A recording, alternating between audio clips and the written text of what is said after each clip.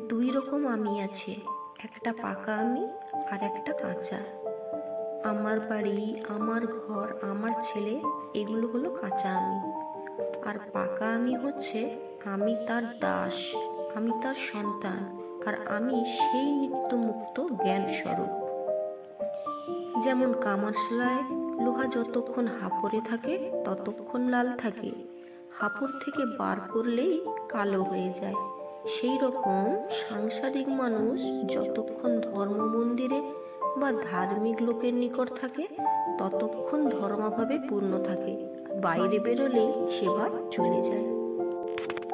কাদাঘাটা ছেলের স্বভাব, মা কিন্তু থাকতে দেন না, তিনি মধ্যে মধ্যে গা সাফ করে দেন।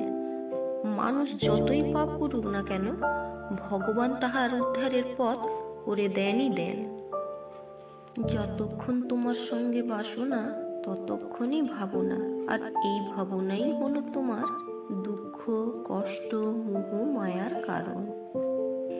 ঈশ্বরকে বলো, হে ভগবান, আমি ভালো মন্দ কিছুই জানি না, আমার যা অভাব তা তুমি পূরণ করো, যাতে আমার কল্যাণ হয় তাই করো। জ্ঞান পুরুষ, ভক্তি স্ত্রীলোক। ঈশ্বরের বাহির বাটিতে জ্ঞান যেতে পারে, কিন্তু অন্তপুরে ভক্তি ছাড়া আর কেউ যেতে পারে না। ঈশ্বর সকলের ভেতরেই আছেন, কিন্তু সকলে তার ভেতরে নেই, এজন্যই লোকের এত দুঃখ।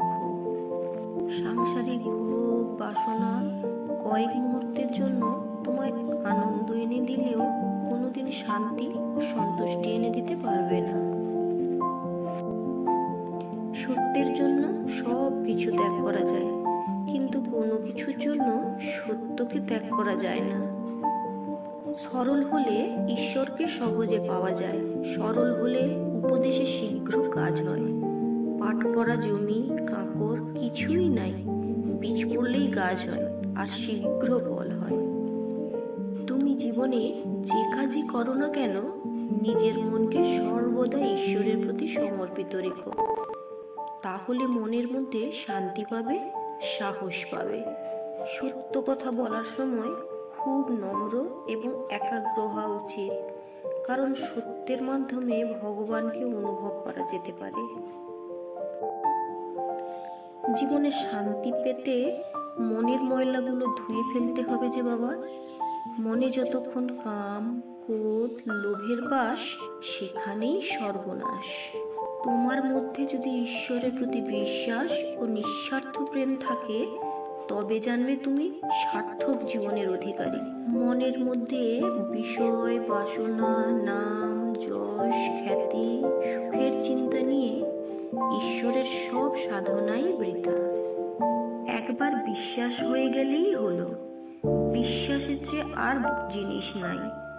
রামচন্দ্র, যিনি সাক্ষাৎ পূর্ণ ব্রহ্ম নারায়ণ, তার লঙ্কায় যেতে সেতু বাঁধতে হলো, কিন্তু হনুমান রাম নামে বিশ্বাস করে লাফ দিয়ে সমুদ্রের পাড়ে গিয়ে পড়ল, তার সেতুর দরকার হয় নাই।